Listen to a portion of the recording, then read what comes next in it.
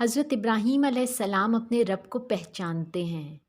میرا رب کون ہے؟ ایک رات حضرت ابراہیم علیہ السلام نے ایک ستارہ دیکھا تو کہا یہ میرا رب ہے۔ لیکن جب ستارہ غائب ہو گیا تو حضرت ابراہیم علیہ السلام نے کہا نہیں، یہ میرا رب نہیں۔ پھر حضرت ابراہیم علیہ السلام نے چاند دیکھا تو کہا یہ میرا رب ہے۔ لیکن جب چاند بھی غروب ہو گیا تو حضرت ابراہیم علیہ السلام نے کہا یہ بھی میرا رب نہیں۔ پھر سورج طلوع ہوا تو ابراہیم علیہ السلام نے کہا یہ میرا رب ہے، یہ تو بہت بڑا ہے۔ مگر جب شام کو سورج بھی غائب ہو گیا تو حضرت ابراہیم علیہ السلام پکار اٹھے یہ بھی میرا رب نہیں، بلا شبہ اللہ تعالیٰ تو زندہ جاوید ہے، وہ مرے گا نہیں، یقیناً باقی رہنے والا ہے، وہ کبھی غائب نہیں ہوتا، بلا شبہ اللہ طاقتور ہے، اس پر کوئی چیز غالب نہیں آ سکتی۔ ستارہ کمزور ہے، اس پر صبح غالب آ جاتی ہے۔ چاند کمزور ہے، سورج اس پر غلبہ پا لیتا ہے۔ سورج کمزور ہے، رات اس پر غالب آ جاتی ہے، بادل بھی اس پر غلبہ پا لیتے ہیں۔ ستارہ میری مدد نہیں کر سکتا کیونکہ وہ کمزور ہے، چاند میری مدد نہیں کر سکتا اس لیے کہ وہ کمزور ہے، سورج بھی میری مدد نہیں کر سکتا اس لیے کہ وہ کمزور ہے۔ اللہ ہی میری مدد کرے گا اس لیے کہ وہ زندہ ہے، اس پر موت نہیں آئے گی، وہ طاقتور ہے اور اس پر کوئی چیز غالب نہیں آ سکتی۔ بلا شبہ اللہ ہی میرا رب ہے۔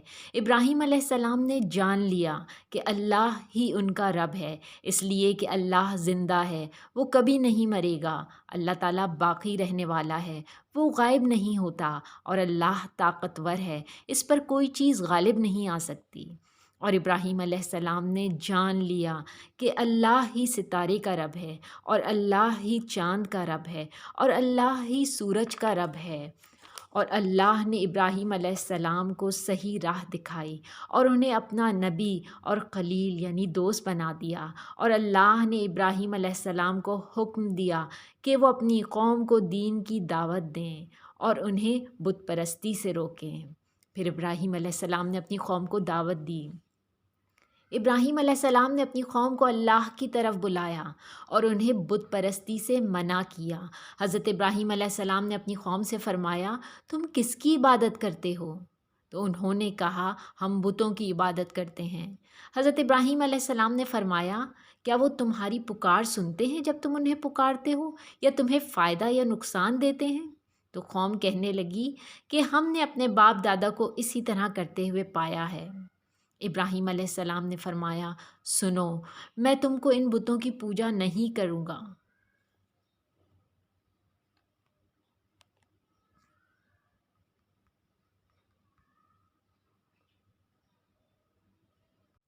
سنو، میں تو ان بتوں کی پوجا نہیں کروں گا، بلکہ میں ان بتوں کا دشمن ہوں۔ میں تو سب جہانوں کے رب کی عبادت کروں گا جس نے مجھے پیدا کیا ہے، وہی میری رہنمائی کرتا ہے، وہی مجھے کھلاتا اور پلاتا ہے، اور جب میں بیمار ہوتا ہوں تو وہی مجھے شفا دیتا ہے، وہی مجھے موت دے گا اور پھر مجھے زندہ کرے گا۔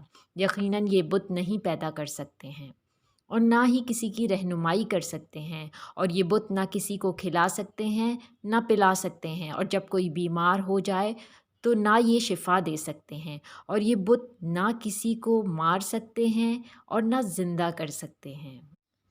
اب ابراہیم علیہ السلام کی اس دین کی دعوت کا اس شہر کے بادشاہ کو پتہ چل جاتا ہے اور وہ حضرت ابراہیم علیہ السلام کو بلاتا ہے اپنے پاس۔ شہر میں ایک بہت بڑا بادشاہ رہتا تھا جو نہایت ظالم تھا، لوگ بادشاہ کو سجدہ کرتے تھے۔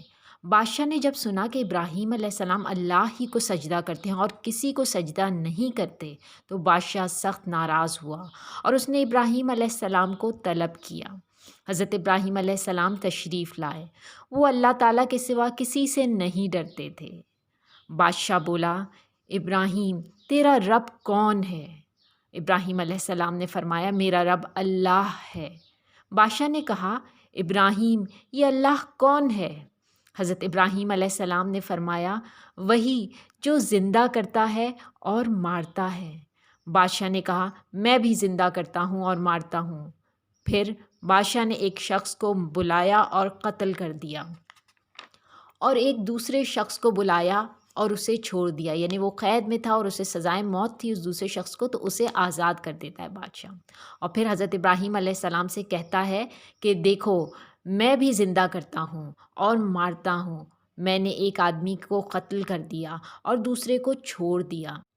وہ بادشاہ بہت کند ذہن تھا اور ہر مشرک ایسا ہی ہوتا ہے۔ ابراہیم علیہ السلام نے چاہا کہ بادشاہ بات کو سمجھ جائے اور اس کی قوم بھی سمجھ جائے۔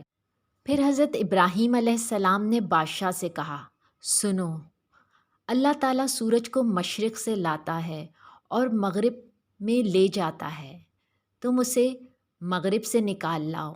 بادشاہ حیران و سرگرداں ہو کر خاموش ہو گیا اور شرمندہ ہو کر لاجواب ہو گیا۔